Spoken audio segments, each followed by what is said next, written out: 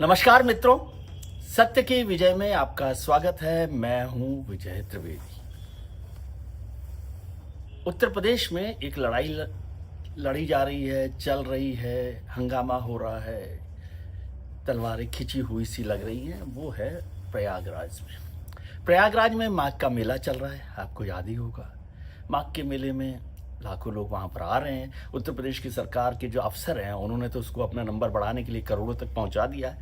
व्यवस्थाओं का पता नहीं, जब व्यवस्थाओं का नंबर आया तो उनका ये कुंभ मेला नहीं है कि उस तरह की व्यवस्था की जाए। खैर, वो तो अब चल रहा है जो चल रहा है मेला। माघ मेले को लेकर एक बड़ा विवाद हो गया और बड़ा विवाद था स्वामी अवमुक्तेश्वरानंद को लेकर, जो शंकराचार्य हैं। वो तो अपने आप को मानते ही हैं और मुझे इसमें कोई विवाद भी नहीं करना। स्वामी अवमुक्तेश्वरानंद जो शंकराचार्य हैं ज्योतिष पीठ के, उनको लेकर विवाद हो गया। वो जा रहे थे स्नान के लिए अपने लाव लश्कर के साथ, अपने शिष्यों के साथ, अपने बटकों के साथ, और उनको रोक दिया गया। उनकी पालकी को रोक दिया गया क्योंकि प्रशासन को लगा कि जगह नहीं है, व्यवस्था नहीं है, भीड़ हो जाएगी, हंगामा हो जाएगा, कुछ हो जाएगा। तो उनको अचानक रोक दिया गया और कहा गया कि ऐसी कोई व्यवस्था नहीं है। अब जिस प्रशासन को लाखों लोगों को लाने ले जाने, नहाने धोने की व्यवस्था करनी है, वो एक संत के, एक जो शंकराचार्य हैं, उनको लेकर अड़ गया। तो कारण क्या है उसका? क्या कारण यह है कि वो उनकी जो विचारधारा है वो कांग्रेस से जुड़ी हुई मानी जाती है? क्या ये सिर्फ कारण है? क्योंकि भारतीय जनता पार्टी में जो लोग हैं उनमें से कुछ लोगों ने कहा कि भाई ये मसला ये है कि एक तो उनको शंकराचार्य नहीं। अच्छा, फिर एक और मुद्दा आया, बड़ा मुद्दा। वो था कि प्रशासन ने उन्हें रोका, वो धरना देकर बैठ गए, अपना आसन लगाकर बैठ गए, वहीं पर पालकी से उतरने को तैयार नहीं है। कुछ लोगों ने कहा कि भाई इतने बड़े संत हैं, 50 कदम पैदल चल लेते, उसमें भी कोई आपत्ति नहीं है। लेकिन क्या ये सारा मसला इतना सा है कि संत को पैदल चलना था, प्रशासन के पास जगह की व्यवस्था की नहीं थी? इनमें से क्या बात है, क्या नहीं है, ये तो मुद्दा है। लेकिन जो धर्म को लेकर भारतीय जनता पार्टी राजनीति करती है, क्या उसमें इसका कोई नुकसान हो सकता है?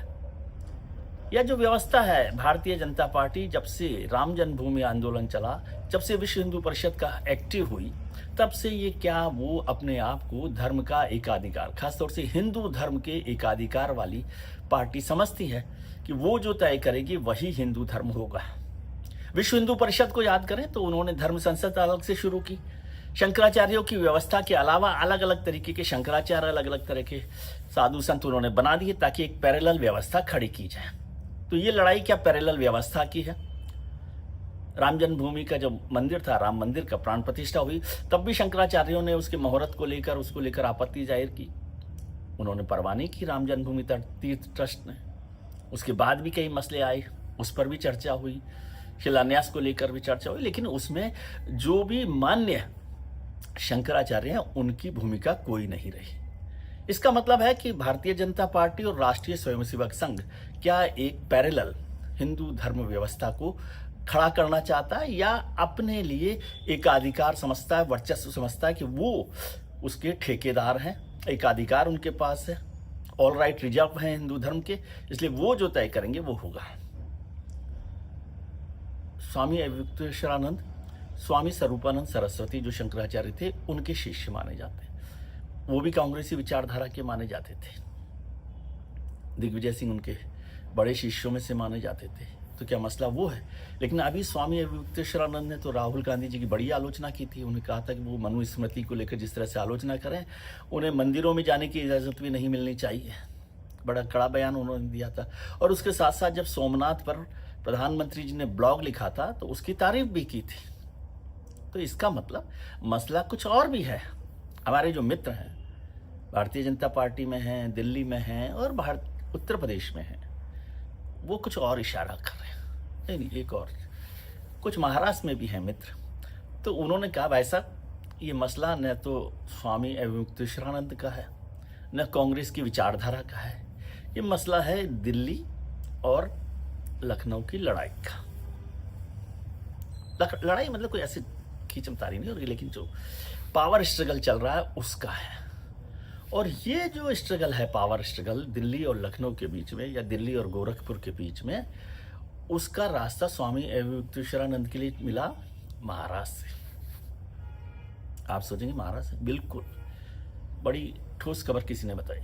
तो उन्होंने कहा कि महाराष्ट्र के एक बड़े नेता, वो दिल्ली के एक बड़े नेता के साथ संपर्क में रहते हैं, उनकी कृपा उन पर है। तो वो जो महाराष्ट्र के नेता हैं वो स्वामी अवधूतानंद के साथ हैं, उनकी जो व्यवस्थाएं हैं वो देखते हैं। किसके आदेश पर देखते हैं? वो दिल्ली के नेता के आदेश पर देखते हैं। यानी दिल्ली के नेता के आदेश पर महाराष्ट्र के एक बड़े नेता स्वामी अवधूतानंद की व्यवस्थाएं देखते हैं। समझ रहे हैं बात? तो जो व्यवस्थाएं देखते हैं, ये खबर लखनऊ में जो नेता हैं उनको पता चल गई, लखनऊ में जो सरकार में बैठे हुए हैं। तो उनका ये नहीं चल सकता, उत्तर प्रदेश में राज जो है उसका ताज एक ही के पास हो सकता है। तो लड़ाई हो गई, स्ट्रगल हो गया और उसमें फंस गए स्वामी अवधूतानंद।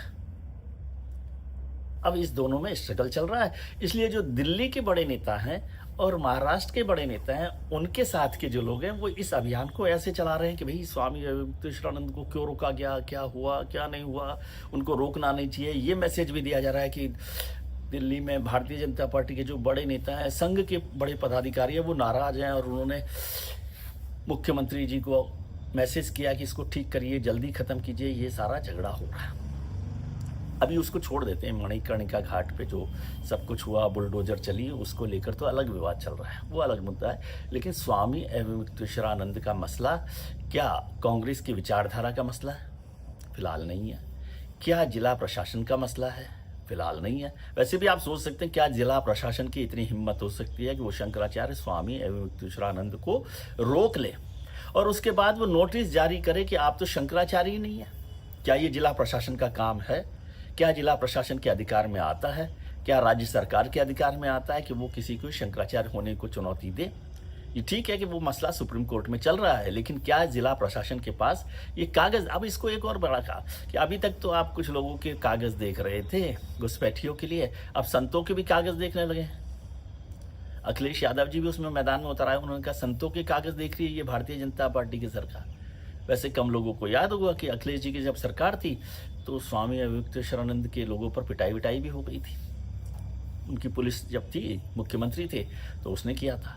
फिर बताया गया कि नहीं ऐसा नहीं है। उसके बाद उन्होंने माफ़ी मांग ली थी, क्षमा याचना कर ली थी स्वामी जी के साथ, शंकराचार्य के साथ। लेकिन उत्तर प्रदेश की सरकार में से कोई उनको न तो मनाने गया न कोई माफ़ी मांगने गया। और अभी तो मुझे खबर मिली कि वो बहुत कुछ और तैयारी करने में लगे हुए हैं। जिला प्रशासन हो सकता है कि उनको वहाँ से हटाने के लिए कुछ बल प्रयोग कर रहे, या तो समझा दें या फिर नहीं समझ आए तो हटाने की तैयारी कर रहा है जिला प्रशासन, या जो कुंभ मेला, जो माघ मेला का जो प्रशासन है वो इस पर काम कर रहा है।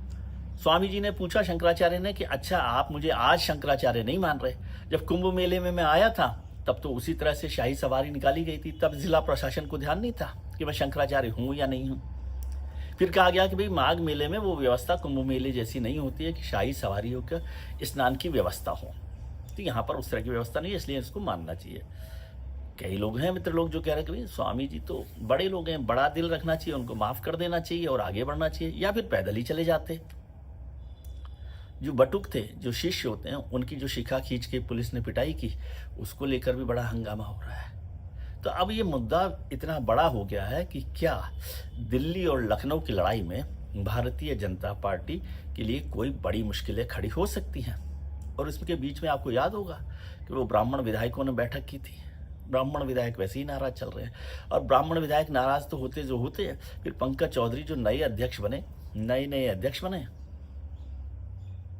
दिल्ली से वहाँ पहुँचे थे, वैसे गोरखपुर के हैं। गोरखपुर में भी उनकी जो मित्रता है गोरखपुर के दूसरे नेताजी के साथ, योगी जी के साथ, वो तो सबको जग जाहिर है। तो उन्होंने नोटिस कर दिया, आदेश कर दिया कि भाई ये इस तरह की बैठकें नहीं चलेगी। तो जो नाराज ब्राह्मण थे, विधायक थे, वो और नाराज हो गए कि अच्छा आप हमें तो कह रहे हैं कि ये बैठकें ना कर रहे हैं, दुनिया भर के जो विधायक हैं अलग अलग बैठक कर रहे हैं। स्वतंत्र देव सिंह के साथ बैठक किन विधायकों ने की थी, और वहाँ पर उससे 3-4 महीने पहले जो राजपूत विधायकों ने बैठक की थी वो किस लिए हुई थी। खैर, ये सारे मसले लगातार चल रहे हैं और अब ये बड़ा मुद्दा बन गया है दिल्ली और लखनऊ के बीच वाया मुंबई। मुंबई के नेता को आप जानते होंगे, बड़े पावरफुल नेता है। वो कश्मीर जाते रहते हर 2-4 महीने में स्वामी जी के पास, शंकराचार्य जी के पास, और व्यवस्थाएं वो देखते हैं, ऐसा कहा गया है। न मैं मुंबई के नेता के बारे में जानता, न स्वामी अवधूतानंद के बारे में जानता। उनका जो विवाद है वो सुप्रीम कोर्ट में चल रहा है। सुप्रीम कोर्ट ने भी उस पर कोई फैसला नहीं दिया, क्योंकि वो भी समझता है कि इस विवाद को आगे बढ़ाने का कोई मायने नहीं है, तो वो भी लटका हुआ है।